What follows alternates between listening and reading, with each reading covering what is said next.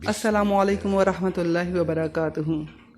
نحمد و نصلی علی رسولہ الکریم، اما بعد فاعوذ باللہ من الشیطان الرجیم، بسم اللہ الرحمن الرحیم۔ رب اشرح لی صدری ویسر لی امری واحلل عقدۃ من لسانی یفقہوا قولی۔ رب زدنی علما، اللہم فقہنا فی الدین، اللہم آمین۔ رب یسر ولا تعسر وتمم بالخیر وبک نستعین، آمین یا رب العالمین۔ آج کا جو میرا ٹاپک ہے وہ آپ صلی اللہ علیہ وآلہ وسلم کی عظمت کے حوالے سے ہے۔ لاؤں کہاں سے لفظ جو تیری ثنا کروں، لاؤں کہاں سے لفظ جو تیری ثنا کروں، محسن کہوں بشر کا یا حبیب خدا کہوں۔ آپ صلی اللہ علیہ وآلہ وسلم کی عظمت کا بیان تو درکنار، اس کا شعور اور فہم بھی ہمارے لیے ناممکن ہے۔ سب سے اعلیٰ مقام نبی کا ہے اور اس مقام کو کوئی نہیں سمجھ سکتا۔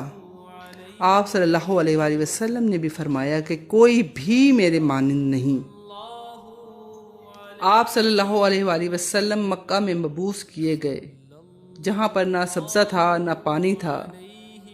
پھر اللہ تعالیٰ نے زمزم کی شکل میں پانی کا معجزہ دیا۔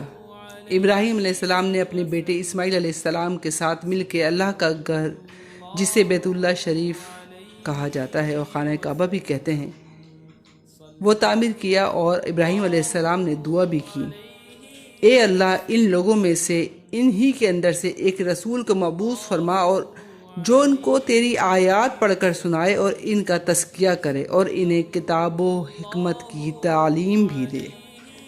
آپ صلی اللہ علیہ وآلہ وسلم حضرت ابراہیم علیہ السلام کی دعا بھی ہیں۔ آپ صلی اللہ علیہ وآلہ وسلم کی ذات ہی ہماری ہدایت کا ذریعہ ہے۔ آپ صلی اللہ علیہ وآلہ وسلم ہمارے رہنما ہیں۔ آپ صلی اللہ علیہ وآلہ وسلم دنیا کے کامیاب ترین انسان ہیں۔ جو بھی اس دنیا میں آخرت میں اور کامیابی چاہتا ہو تو اسے چاہیے کہ وہ آپ صلی اللہ علیہ وآلہ وسلم کی ذات کے ساتھ ایک گہرا تعلق کرے، آپ صلی اللہ علیہ وآلہ وسلم کی سیرت کا بار بار مطالعہ کرے اور ہر بار اپنی رہنمائی کے لیے سنہری اصول اور خوبصورت باتیں لیتا چلا جائے۔ آپ صلی اللہ علیہ وآلہ وسلم وہ ہستی ہیں جنہیں اللہ تعالیٰ نے رحمت للعالمین، تمام جہانوں والوں کے لیے، تمام جہان کے لیے رحمت بنا کر بھیجا۔ آپ کے ذریعے سے ہی دین مکمل ہوا، آپ ہدایت کا ذریعہ بنے۔ سب سے پہلے حضرت آدم علیہ السلام، جو کہ دنیا میں سب سے پہلے تشریف لائے، پہلے پیغمبر بھی تھے اور پہلے انسان بھی، اور آپ صلی اللہ علیہ وآلہ وسلم کی ذات مبارک پر پھر یہ سلسلہ ختم ہوا۔ آپ خاتم النبیین بھی ہیں اور رحمت للعالمین بھی ہیں۔ آپ صلی اللہ علیہ وآلہ وسلم کے بعد کوئی پیغمبر اور کوئی رسول نہیں آئے گا اور نہ ہی کوئی نبی آئے گا۔ اللہ نے انسان کو دنیا میں بے یار و مددگار نہیں چھوڑا، بلکہ ہمارے ہدایت کے لیے ہر دور میں ہی نبی اور پیغمبر بھیجے۔ مشکات میں 5759 حدیث ہے کہ حضرت عیاض بن ساریہ رضی اللہ تعالیٰ عنہ رسول اللہ صلی اللہ علیہ وآلہ وسلم سے روایت کرتے ہیں کہ آپ صلی اللہ علیہ وآلہ وسلم نے فرمایا کہ میں تو اس وقت اللہ تعالیٰ کے ہاں خاتم النبیین لکھا ہوا ہوں جب آدم علیہ السلام ابھی مٹی کی صورت میں پڑے تھے، اور میں ابھی اپنے یعنی نبوت کے بارے میں تمہیں بتاتا ہوں۔ میں ابراہیم علیہ السلام کی دعا ہوں، عیسیٰ علیہ السلام کی بشارت، اور اپنی والدہ کا وہ خواب ہوں جو انہوں نے میری پیدائش کے وقت دیکھا کہ ان کے لیے ایک نور ظاہر ہوا جس سے شام کے محلات ان کے سامنے روشن ہو گئے۔ سبحان اللہ۔ بخاری اور مسلم میں ہے کہ انس ابن مالک کہتے ہیں کہ میں نے آج تک کوئی ہاتھ ایسا نہیں چھوا جیسا کہ نبی پاک صلی اللہ علیہ وآلہ وسلم کا ہاتھ تھا۔ دنیا کی کوئی ریشم اور دباج اتنی زیادہ نرم نہیں تھی کہ جتنا کہ نبی پاک صلی اللہ علیہ وآلہ وسلم کے ہاتھ مبارک تھے۔ اسی طرح بخاری اور مسلم میں ہے کہ میں نے آج تک مشک و عنبر کی خوشبو ایسی نہیں سونگھی جو آپ صلی اللہ علیہ وآلہ وسلم کے پسینہ مبارک اور آپ صلی اللہ علیہ وآلہ وسلم کے ہاتھ مبارک سے آتی تھی۔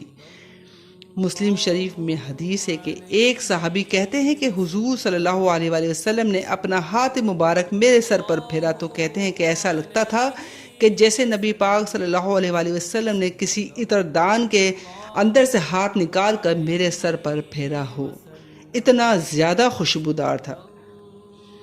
بخاری اور مسلم میں ہی حدیث ہے کہ ام سلیم کہتی ہیں کہ نبی صلی اللہ علیہ وآلہ وسلم جب سوئے ہوئے ہوتے تھے تو آپ صلی اللہ علیہ وآلہ وسلم کو سوتے وقت بہت پسینہ آتا تھا، تو وہ کھلا برتن لے کر آئیں اور آپ صلی اللہ علیہ وآلہ وسلم کا پسینہ جمع کیا تو نبی صلی اللہ علیہ وآلہ وسلم کی آنکھ کھل گئی۔ آپ صلی اللہ علیہ وآلہ وسلم نے فرمایا یہ کیا؟ تو انہوں نے فرمایا کہ آپ صلی اللہ علیہ وآلہ وسلم کا پسینہ بہت خوشبودار ہے، ہم آپ کا پسینہ اپنی خوشبو میں ملا کر استعمال کرتے ہیں، یعنی اپنی خوشبو میں اور زیادہ مزید خوشبو کرنے کے لیے۔ سبحان اللہ، کیا نبی کی شان ہے ہمارے۔ مسلم شریف میں ہے کہ ایک عورت کی بچی کی شادی تھی تو وہ آپ صلی اللہ علیہ وآلہ وسلم کا پسینہ جو ہے پسینہ مبارک خوشبو کے طور پر استعمال کرنے کے لیے لینے آئی۔ صحیح مسلم میں ایک اور حدیث ہے کہ فجر کے بعد سخت سردی میں بھی جب آپ نماز کے لیے باہر نکلتے تو لوگ اپنے غلام کو باہر کھڑا کر لیتے کہ ایک برتن لے کر، تو آپ صلی اللہ علیہ وآلہ وسلم ایک ایک برتن میں ہاتھ ڈالتے رہتے برکت کے لیے۔ اسی طرح آپ صلی اللہ علیہ وآلہ وسلم جب وضو کر کے فارغ ہوتے تو صحابہ اکرام آپ صلی اللہ علیہ وآلہ وسلم کا وضو کا پانی اپنے چہرے پر ملتے، اور جس کو نہیں ملتا تو وہ دوسرے سے لے کر اپنے چہرے پر مل لیتا۔ اسی طرح آپ صلی اللہ علیہ وآلہ وسلم کا تھوک مبارک بھی بہت برکت کا باعث تھا۔ حضرت علی رضی اللہ تعالیٰ عنہ کو غزوہ خیبر کے وقت اشوب چشم ہو گیا تھا، تو اس موقع پر حضور صلی اللہ علیہ وآلہ وسلم نے انہیں اپنے پاس بلایا تو حضرت علی رضی اللہ تعالیٰ عنہ کی آنکھیں بھی نہیں کھل رہی تھیں کہ آپ صلی اللہ علیہ وآلہ وسلم نے اپنا لعاب دہن حضرت علی رضی اللہ تعالیٰ عنہ کی آنکھوں میں لگا دیا تو شفا ہو گئی۔ اسی طرح آپ صلی اللہ علیہ وآلہ وسلم نے اپنا لعاب دہن کنویں میں ڈالا تو پانی اوپر آ گیا، اور کھانے میں ڈالا تو کھانا جو ہے وہ 10 بندوں کا کھانا 300 بندوں نے کھا لیا۔ صلح حدیبیہ کے موقع پر پانی ختم ہونے پر تھوڑا تھوڑا پانی سب نے تھوڑا تھوڑا سا جو پانی تھا وہ برتن میں جمع کیا، اور آپ صلی اللہ علیہ وآلہ وسلم نے اس میں اپنا ہاتھ مبارک ڈالا تو اس سے پانی کے چشمے نکل گئے، جو 1500 صحابہ نے پانی بھی پیا، وضو بھی کیا، اور پھر جانوروں کو بھی پلایا اور اپنے مشکیزے بھی بھر لیے۔ تابعی کہتے ہیں کہ دیکھنے میں تو پانی ایک کٹورے میں ہی تھا، لیکن آپ صلی اللہ علیہ وآلہ وسلم کے ہاتھ مبارک سے جو چشمے نکل رہے تھے وہ پانی اتنا زیادہ تھا کہ ہم 1,00,000 بھی ہوتے یا 1,00,000 سے بھی زیادہ ہوتے تو وہ کفایت کر جاتا۔ سبحان اللہ۔ بخاری مسلم میں یہ کہ ایک صحابی کی پنڈلی ٹوٹی ہوئی تھی تو آپ صلی اللہ علیہ وآلہ وسلم نے فرمایا اپنی ٹانگ سیدھی کر۔ آپ صلی اللہ علیہ وآلہ وسلم نے اپنا ہاتھ مبارک اس کی ٹانگ پر پھیرا تو صحابی کہتے ہیں کہ اس کی ٹانگ ایسی ہو گئی، ان کی ٹانگ جیسے کہ ٹوٹی ہی نہ ہو۔ اسی طرح بخاری اور مسلم میں آتا ہے کہ جمعے کے خطبے میں ایک شخص نے کہا کہ یا رسول اللہ صلی اللہ علیہ وآلہ وسلم دعا کریں کہ بارش ہو جائے، مویشی ہلاک ہو رہے ہیں۔ آپ صلی اللہ علیہ وآلہ وسلم نے دعا کی تو بارش جاری ہو گئی۔ اگلے جمعے تک وہ بارش جاری رہی، پھر اگلے جمعے بھی وہی شخص کھڑا ہوا کہ ہمارے گھر پانی کی وجہ سے ٹپکنے لگے ہیں، تو دعا کریں کہ بارش ہمارے گھروں میں نہ ہو، صرف زمینوں پر ہی ہو۔ آپ صلی اللہ علیہ وآلہ وسلم نے انگلی سے اشارہ کیا تو بادل صرف زمینوں کی طرف ہو گئے۔ سبحان اللہ۔ صحیح بخاری میں ہی ہے کہ ابن مسعود رضی اللہ تعالیٰ عنہ کہتے ہیں کہ جب ہم آپ صلی اللہ علیہ وآلہ وسلم کے ساتھ کھانا کھاتے تو کھانے میں سے تسبیح کی آواز سنتے تھے۔ اسی طرح مشکات میں 4568 حدیث نمبر ہے کہ ام سلمہ رضی اللہ تعالیٰ عنہ نے چند بال آپ صلی اللہ علیہ وآلہ وسلم کے ایک ڈبیا میں سے نکالے، اور جب بھی کوئی بیمار ہوتا تو پانی کے برتن میں انہیں ڈال کے گھول کر دیتے شفا کے لیے۔ اور اسی طرح آپ صلی اللہ علیہ وآلہ وسلم کا کرتے مبارک کا دھون مریضوں کو شفا کے لیے دیا جاتا۔ بخاری اور مسلم میں آتا ہے کہ آپ صلی اللہ علیہ وآلہ وسلم پیٹھ کے پیچھے بھی دیکھ لیتے تھے، یہ بھی ایک معجزہ تھا۔ بخاری مسلم میں آتا ہے کہ سورج گرہن کی نماز آپ صلی اللہ علیہ وآلہ وسلم نے پڑھائی۔ آپ نے نماز کے دوران اپنے ہاتھ قدم آگے کیے اور اپنا ہاتھ آگے بڑھایا اور پھر واپس کر لیے۔ نماز کے بعد صحابہ کرام نے عرض کیا کہ یا رسول اللہ صلی اللہ علیہ وآلہ وسلم، آج ہم نے آپ کو ایک ایسا عمل کرتے ہوئے دیکھا جو پہلے کبھی نہیں دیکھا تھا۔ تو آپ صلی اللہ علیہ وآلہ وسلم نے فرمایا کہ میں نے نگاہ اٹھائی تو جنت دیکھ لی، اور اس میں نے ایک انگور کا خوشہ دیکھا، تو میں نے ارادہ کیا کہ میں تم لوگوں کے لیے توڑ لوں، لیکن پھر تم وہ کھاتے رہتے، اور جنت کو پھر کبھی فنا نہیں ہے، پھر وہ ہمیشہ رہتا۔ اسی طرح آپ صلی اللہ علیہ وآلہ وسلم نے فرمایا کہ تم میں سے کوئی شخص مومن ہی نہیں ہو سکتا جب تک کہ میں اس کے ماں باپ، بہن بھائی، اولاد اور اس تمام انسانوں سے بڑھ کر محبت نہ کر سکوں، یعنی کہ میں ان سب سے زیادہ محبوب نہ ہو جاؤں۔ سورۃ الاحزاب کی آیت نمبر 21 ہے، جس کا ترجمہ کچھ اس طرح سے ہے: یقیناً تمہارے لیے اللہ کے رسول کی زندگی میں ایک بہترین نمونہ ہے ہر اس شخص کے لیے جو اللہ اور روز آخرت پر امید رکھتا ہے اور اللہ کو بکثرت یاد کرتا ہے، یعنی اطاعت بھی نبی کی اور اتباع بھی نبی کی، یہی عمل بہترین عمل ہے۔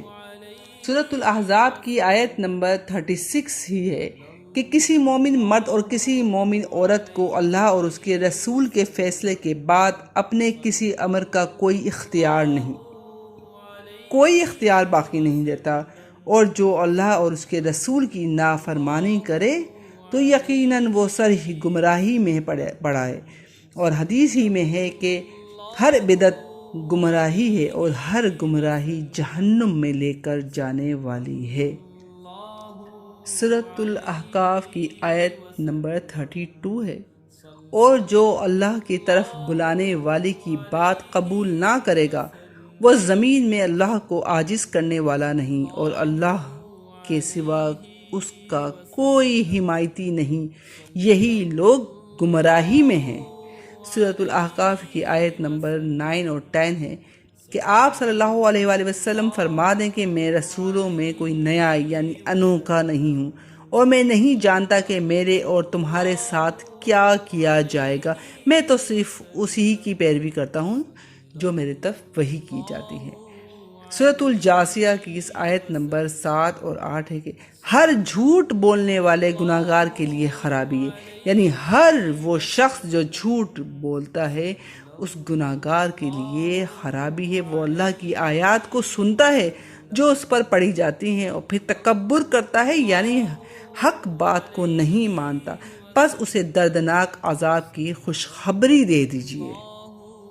سورۃ المحمد کی آیت نمبر 2 ہے: اور جو لوگ ایمان لائے اور انہوں نے اچھے عمل کیے اور وہ اس پر ایمان لائے جو محمد صلی اللہ علیہ وآلہ وسلم پر نازل کیا گیا، یعنی قرآن پر، اور دراصل ان کے رب کی طرف سے سچا دین بھی یہی ہے۔ اللہ نے ان کے گناہ دور کر دیے اور ان کے حال کی اصلاح کر دی، یعنی انہیں ہدایت دے دی گئی، ان لوگوں کو جو ایمان لاتے ہیں اور پھر عمل بھی نیک کرتے ہیں۔ سورۃ الحجرات کی آیت نمبر 1 ہے: اے ایمان والو، اللہ اور اس کے رسول سے آگے نہ بڑھو، یعنی دین کے معاملے میں اپنی سمجھ اور رائے کو ترجیح نہ دو، بلکہ اللہ اور اس کے رسول کی اطاعت کرو، اور بے شک اللہ خوب جاننے والا ہے۔ سورۃ الحجرات کی آیت نمبر 14 ہے: دیہاتی کہتے ہیں کہ ہم ایمان لے آئے، آپ فرما دیجئے کہ تم ایمان نہیں لائے بلکہ تم کہو کہ ہم اسلام لائے ہیں، اور ابھی ایمان تمہارے دلوں میں داخل نہیں ہوا، اور اگر تم اللہ اور اس کے رسول کی اطاعت کرو گے تو اللہ تمہارے اعمال میں سے کچھ بھی کم نہ کرے گا، بے شک اللہ بخشنے والا اور مہربان ہے۔ دیکھیں کتنی خوبصورت آیت ہے، اگر اس کو سمجھا جائے تو ایک بار پھر ریپیٹ کرتی ہوں کہ دیہاتی کہتے ہیں کہ ہم ایمان لے آئے ہیں، آپ صلی اللہ علیہ وآلہ وسلم فرما دیجئے کہ تم ایمان نہیں لائے بلکہ تم کہو کہ ہم اسلام لائے ہیں اور ابھی تمہارے دل میں ایمان داخل نہیں ہوا۔ اگر تم اللہ اور اس کے رسول کی اطاعت کرو گے، یعنی اللہ اور اس کے رسول کی اطاعت کریں گے تو ایمان والے بنیں گے۔ اسلام تو لے آئے، لیکن ایمان جب ہوگا مکمل، جب اللہ اور اس کے رسول کی اطاعت ہوگی تو اللہ تمہارے اعمال میں سے پھر کچھ بھی کم نہ کرے گا۔ یعنی اگر تم اللہ اور اس کے رسول کی اطاعت نہ کرو گے تو تمہارے وہ اعمال ضائع ہو جائیں گے۔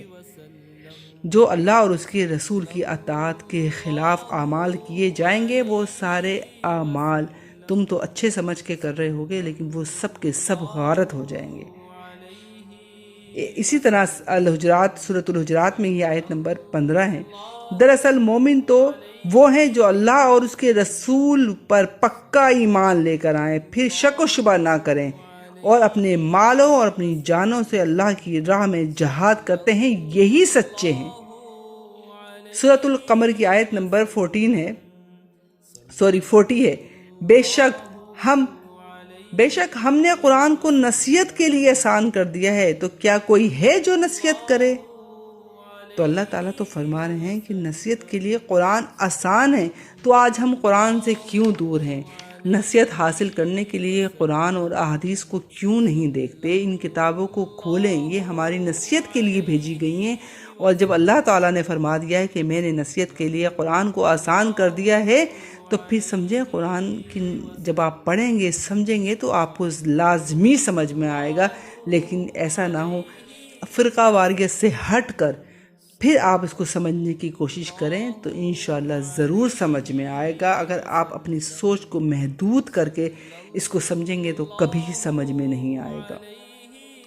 سورۃ القاف کی آیت نمبر 45 ہے۔ اور وہ جو کہتے ہیں کہ ہم خوب جانتے ہیں اور آپ صلی اللہ علیہ وآلہ وسلم ان پر جبر کرنے والے نہیں، پس آپ صلی اللہ علیہ وآلہ وسلم ان کو قرآن سے نصیحت کریں، اور جو میرے وعدہ اور عذاب سے ڈرتا ہے، یعنی نصیحت اسی کو کی جاتی ہے جو اللہ کے عذاب سے، جو آخرت کا عذاب ہے اس سے ڈرتا ہے۔ تو نصیحت کس سے کی؟ آپ صلی اللہ علیہ وآلہ وسلم کو بھی حکم دیا جا رہا ہے کہ قرآن سے نصیحت کریں، تو آج ہم نے قرآن کو پیچھے چھوڑ دیا ہے۔ ایسا کیوں ہے؟ جب آپ صلی اللہ علیہ وآلہ وسلم کو فرمایا جا رہا ہے کہ قرآن سے نصیحت کریں، تو آج ہم نے قرآن کو تو پس پشت ڈال دیا ہے۔ ہم تو کہتے ہیں قرآن بہت مشکل ہے، جبکہ اللہ تعالیٰ نے قرآن ہی میں فرما دیا ہے کہ میں نے نصیحت کے لیے آسان کر دیا ہے۔ آئیے قرآن سے جڑ جائیں تاکہ ہم فلاح پا جائیں۔ سورۃ المحمد کی آیت نمبر 2 ہے۔ اور جو لوگ ایمان لائے اور انہوں نے اچھے عمل کیے اور وہ اس پر لے کر آئے جو محمد صلی اللہ علیہ وآلہ وسلم پہ نازل کیا، یعنی قرآن پر، تو دراصل انہی کے لیے کامیابی ہے۔ اس سچے دین کے اوپر اللہ ان کے گناہ کو بھی دور کر دے گا اور ان کو ان کے حال کی بھی اصلاح کر دے گا۔ سورۃ یونس کی آیت نمبر 57 ہے۔ اے لوگو، تمہارے پاس تمہارے رب کی طرف سے ایک ایسی چیز ہے جو نصیحت ہے، اور دلوں میں جو روگ ہیں ان کے لیے شفا ہے، اور رہنمائی کرنے والی ہے، اور رحمت ہے ایمان والوں کے لیے، یعنی قرآن۔ اسی طرح آیت نمبر 58 ہے۔ آپ صلی اللہ علیہ وآلہ وسلم کہہ دیجئے کہ بس لوگوں کو اللہ کے اس انعام اور رحمت پر خوش ہونا چاہیے، اور وہ اس سے بدرجہ بہتر ہے جس کو وہ جمع کر رہے ہیں۔ یہ آیت قرآن کے لیے نازل ہوئی ہے کہ ہم قرآن سے جڑ جائیں، یہ ہمارے لیے ہدایت کا ذریعہ ہے۔ آج نبی پاک صلی اللہ علیہ وآلہ وسلم ہمارے پاس موجود نہیں ہے، لیکن قرآن ہمارے پاس موجود ہے جس کے ذریعے ہم ہدایت حاصل کر سکتے ہیں۔ احادیث کی کتابیں ہمارے پاس موجود ہیں جو آپ صلی اللہ علیہ وآلہ وسلم کا طریقہ ہمیں بتاتی ہیں، تو کیوں نہ ہم قرآن اور احادیث کو پڑھا کریں۔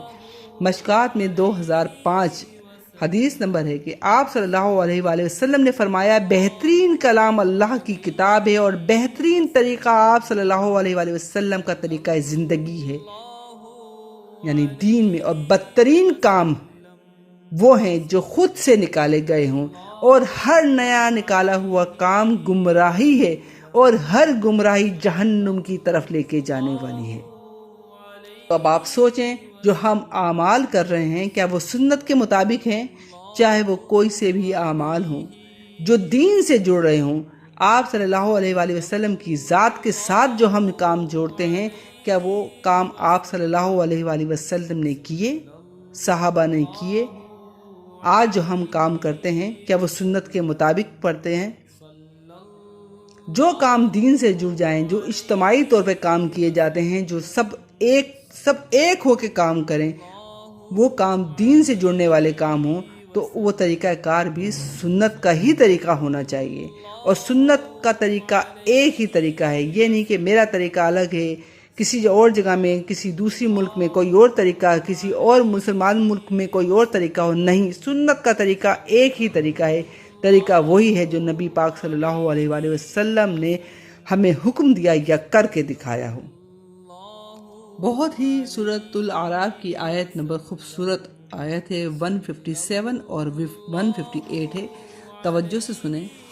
ترجمہ کچھ اس کا اس طرح ہے: وہ لوگ جو ہمارے رسول محمد صلی اللہ علیہ وآلہ وسلم نبی امی کی پیروی کرتے ہیں، جسے وہ اپنے پاس پاتے ہیں توریت میں اور انجیل میں لکھا ہوا پاتے ہیں، وہ انہیں نیک کاموں کا حکم دیتے ہیں اور انہیں برائی سے روکتے ہیں، اور پاکیزہ چیزوں کو حلال بتاتے ہیں اور گندی چیزوں کو ان پر حرام فرماتے ہیں، اور ان لوگوں کو جو بوجھ اور توق تھے ان کو دور کرتے ہیں، یعنی ان کے خود ساختہ بنائی ہوئی چیزوں کو دور کر دیتے ہیں۔ سو جو لوگ اپنے اس نبی پر ایمان لاتے ہیں اور ان کی حمایت کرتے ہیں اور ان کی مدد کرتے ہیں اور اس نور یعنی قرآن کریم کی پیروی کرتے ہیں جو ان کے ساتھ بھیجا گیا تھا، تو وہی لوگ ہیں جو فلاح پانے والے ہیں۔ تو فلاح پانے والے کون لوگ تھے؟ اس آیت کو کھول کے دیکھیے گا اور غور سے پڑھیے گا۔ آگے کہ آپ صلی اللہ علیہ وآلہ وسلم کہہ دیں کہ اے لوگو، بے شک میں تم سب کی طرف سے اللہ کا رسول ہوں، وہ جس کی آسمانوں اور زمین میں بادشاہی ہے، اس کی سوا کوئی معبود نہیں، وہی زندہ کرتا ہے اور وہی مارتا ہے، سو تم ایمان لاؤ اللہ اور اس کے رسول نبی امی حضرت محمد مصطفیٰ صلی اللہ علیہ وآلہ وسلم پہ، جو کہ اللہ تعالیٰ اور اس کے احکام پر ایمان رکھتے ہیں، اور اس کی پیروی کرو تاکہ تم ہدایت پا جاؤ۔ تو فلاح پانے والے اور ہدایت پانے والے کون لوگ ہیں؟ جو اللہ اور اس کے رسول کی اطاعت کریں اور ان کی پیروی کریں، یہی لوگ فلاح پانے والے ہیں اور یہی لوگ ہدایت یافتہ ہیں۔ کیا آج ہم ایسا کر رہے ہیں؟ اپنے آپ کو سب دیکھیں کہ وہ کیا کر رہے ہیں، اپنے اعمال کو دیکھیں۔ دنیاوی اسباب کو نہ غور و فکر نہ کریں، دنیاوی اسباب کو نہ دیکھیں۔ ہماری سالگرہ، ہماری برتھ ڈے جس کو مناتے ہیں، جو کہ یہ بھی ایک یہودیوں کا عمل ہے، اس کو ہم دین میں شامل کیوں کر دیتے ہیں؟ نبی پاک صلی اللہ علیہ وآلہ وسلم سے جو چیز ہم جوڑ دیتے ہیں وہ دین میں شامل ہو جاتی ہے۔ نبی پاک صلی اللہ علیہ وآلہ وسلم اپنی ولادت کا دن کیسے مناتے تھے؟ آپ صلی اللہ علیہ وآلہ وسلم جشن قرآن اور جشن میلاد اکٹھا ہی مناتے تھے۔ کس طریقے سے؟ جی ہاں، آپ صلی اللہ علیہ وآلہ وسلم نے فرمایا، میں پیر کے دن میں پیدا ہوا اور مجھ پر وہی بھی پیر کے دن نازل ہوئی، تو میں روزہ رکھ کے یہ دن مناتا ہوں۔ آپ صلی اللہ علیہ وآلہ وسلم پیر کے دن اور جمعرات کا اور 13، 14 اور 15 ایام بیس کا روزہ رکھتے تھے۔ تو ہر سال نہیں، ہر مہینے نہیں، بلکہ ہر ہفتے مناتے تھے۔ آئیے ہم بھی نبی سے محبت کرتے ہیں اگر، تو ہر ہفتے یہ دن منائیں۔ سال میں کیوں مناتے ہیں؟ ہر ہفتے یہ دن منائیں، کیونکہ اتباع رسول کرنی ہے، اطاعت رسول کرنی ہے، تو وہی کرنا ہے جو نبی نے کیا، تو کوشش تو کریں۔ تو ہر ہفتے منائیں، پیر کا روزہ رکھیں اور پھر اس سنت کو جاری کریں۔ جشن قرآن بھی منائیں، وہ بھی سب سے بڑی رحمت ہے، ہماری ہدایت کا ذریعہ آج ہمارے پاس قرآن بھی ہے۔ تو احسان ہے اللہ کا، ہماری ہدایت کا ذریعہ جو ابھی تک ہمارے ساتھ ہے، جس کی حفاظت کا ذمہ بھی اللہ تعالیٰ نے خود لیا ہے۔